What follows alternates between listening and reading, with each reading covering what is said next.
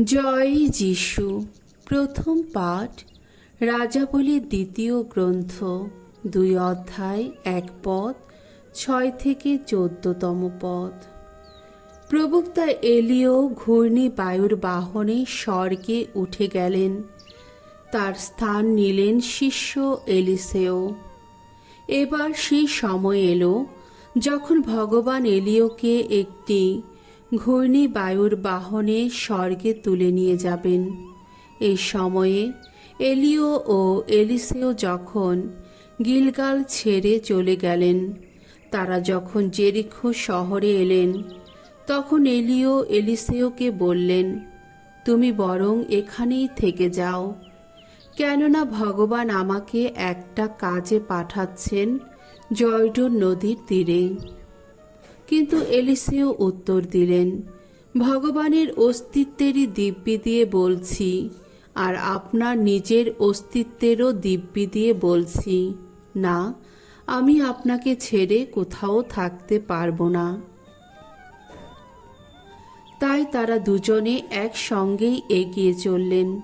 সেখানকার প্রবক্তা দলের 50 জন সদস্য তখন তাদের পিছনে পিছনে চললেন। তারা দুজনে যখন জর্ডন নদীর তীরে এসে দাঁড়ালেন, তখন সেই প্রবক্তারা কিছু দূরে এমন একটি জায়গায় দাঁড়িয়ে রইলেন যেখান থেকে সব কিছু দেখা যায়। এলিও তখন গা থেকে নিজের চাদরটা খুলে সেটা গুটিয়ে নিলেন, আর তা দিয়ে তিনি নদীর জলে একবার আঘাত করলেন। সঙ্গে সঙ্গে নদীর জল দুপাশে সরে গিয়ে দুভাগ হয়ে গেল। তারা দুজনে তখন মাঝখানের শুকনো মাটির ওপর দিয়ে হেঁটে ওপারে গেলেন।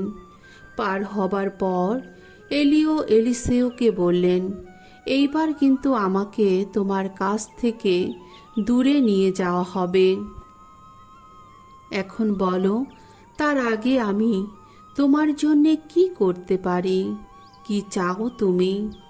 উত্তরে এলিসেও বললেন, আমি যেন আপনার আত্মিক শক্তির 2 অংশ পেতে পারি।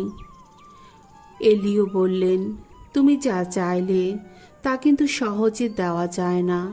তবে আমাকে যখন তোমার কাছ থেকে দূরে নিয়ে যাওয়া হবে, সেই সময়ে তুমি যদি আমাকে দেখতে পাও, তাহলে বুঝবে তুমি যা চেয়েছ তা দেওয়া হয়েছে, নইলে বুঝবে দেওয়া হয়নি।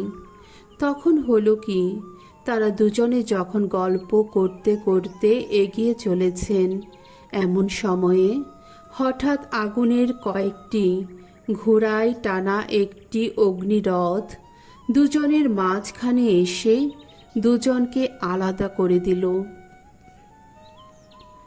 তখন এলিও ঘূর্ণি বায়ুর বাহনে স্বর্গে উঠে গেলেন। তা দেখে এলিসেও চিৎকার করে উঠলেন, পিতা আমার, ওগো পিতা আমার, ওগো ইসরায়েলের রণরথ, ইসরায়েলের অশ্বারোহী বাহিনী। তারপর তিনি তাকে আর দেখতে পেলেন না। তাই তিনি তখন 2 হাতে গায়ের পোশাকটি চেপে ধরে মনের দুঃখে তা ছিঁড়ে 2 টুকরো করে ফেললেন। তারপর এলিয়ের গা থেকে খসে যাওয়া চাদরটি কুড়িয়ে নিয়ে তিনি ফিরে গিয়ে জর্ডন নদীর তীরে এসে দাঁড়ালেন। সেখানে এলিয়ের গা থেকে খসে যাওয়া সেই চাদরটি হাতে নিয়ে তা দিয়ে তিনি নদীর জলে একবার আঘাত করে বলে উঠলেন, কোথায় এলিয়ের ঈশ্বর ভগবান, এখন কোথায়? আর তিনিও নদীর জলে আঘাত করার ফলে নদীর জল সঙ্গে সঙ্গে দুপাশে সরে গিয়ে 2 ভাগ হয়ে গেল। এলিসেও তখন নদী পার হলেন। প্রভুর বাণী। ঈশ্বরকে ধন্যবাদ। শাম সঙ্গীত 31, 19 থেকে 20 পদ এবং 23তম পদ।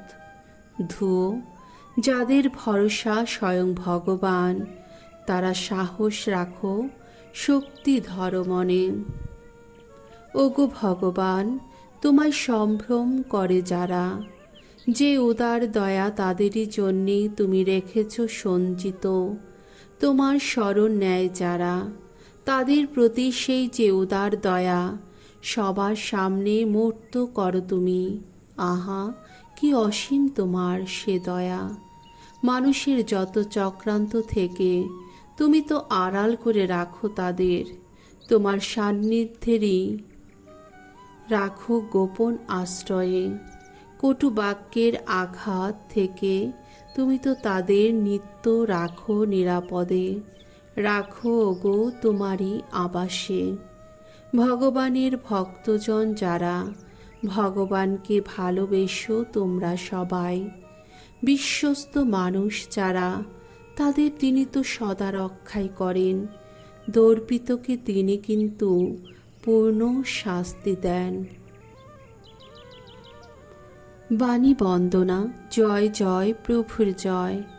কেউ যদি ভালোবাসে আমায়, তাহলে সে মেনে চলবে আমার আদেশ। তাই আমার পিতাও তাকে ভালোবাসবেন এবং আমরা তার কাছে এসে থাকব তখন। জয় জয় প্রভুর জয়। মথি রচিত মঙ্গল সমাচার 6 অধ্যায় 1 থেকে 6 পদ, 16 থেকে 18তম পদ। ভিক্ষা দান, উপবাস ও প্রার্থনা যেন লোক দেখানো ব্যাপার না হয়। যিশু একদিন তার শিষ্যদের বললেন, সাবধান, সকলের সামনে নিতান্তই লোকদের দেখাবার জন্যে কোনো ধর্মকর্ম করতে যেও না। তা যদি করো, তবে স্বর্গে বিরাজমান তোমাদের পিতার কাছ থেকে তোমরা কিন্তু কোনো পুরস্কার পাবে না। তাই যখন তুমি কাউকে ভিক্ষা দাও, তখন তুড়ি বাজিয়ে তা ঘোষণা করতে যেও না। ভণ্ড লোকেরাই তো মানুষের প্রশংসা করতে যত সমাজ গৃহে ও পথে ঘাটে সেইভাবে ভিক্ষা দিয়ে থাকে। আমি তোমাদের সত্যি বলছি, তাদের পুরস্কার তারা পেয়ে গেছে। যখন তুমি কাউকে ভিক্ষা দাও, দেখো তোমার ডান হাত যে কি করছে, তোমার বাঁ হাত যেন তা জানতে না পারে। তোমার এই ভিক্ষা দান বরং গোপনই থাকুক। তাহলে তোমার পিতা, যিনি গোপন সব কিছু দেখতে পান, তিনি তোমাকে পুরস্কৃত করবেন। তেমনি তোমরা যখন প্রার্থনা করো, তখন ভণ্ডদের মতো তা করো না। তারা যত সমাজ গৃহে আর চৌরাস্তার মোড়ে মোড়ে দাঁড়িয়েই প্রার্থনা করতে ভালোবাসে। আমি তোমাদের সত্যি বলছি, তাদের পুরস্কার তারা পেয়ে গেছে। তাহলে তোমার পিতা, যিনি গোপন সব কিছু দেখতে পান, তিনি তোমাকে পুরস্কৃত করবেন। তোমরা যখন উপোস করো, তখন ভণ্ডদের মতো বিষণ্ণ ভাব দেখিও না। তারা যে উপোস করছে, সেটা লোকদের দেখাবার জন্যেই তো তারা মুখখানা অমন শুকনো করে রাখে, যাতে তারা সকলের নজরে পড়ে।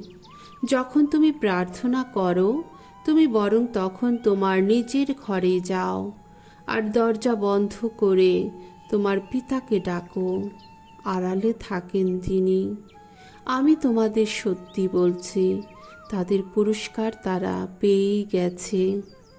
যখন তুমি উপোস করো, তুমি বরং তখন মাথায় তেল মেখো, চোখ মুখ ধুও, যাতে তুমি যে উপোস করছো মানুষ যেন তা জানতে না পারে। যেন জানতে পারেন শুধু তোমার পিতা, আড়ালে থাকেন যিনি। তাহলে তোমার পিতা, যিনি গোপন সব কিছু দেখতে পান, তিনি তোমাকে পুরস্কৃত করবেন। প্রভুর মঙ্গলময় বাণী। খ্রিস্ট প্রভু তোমার প্রশংসা হোক।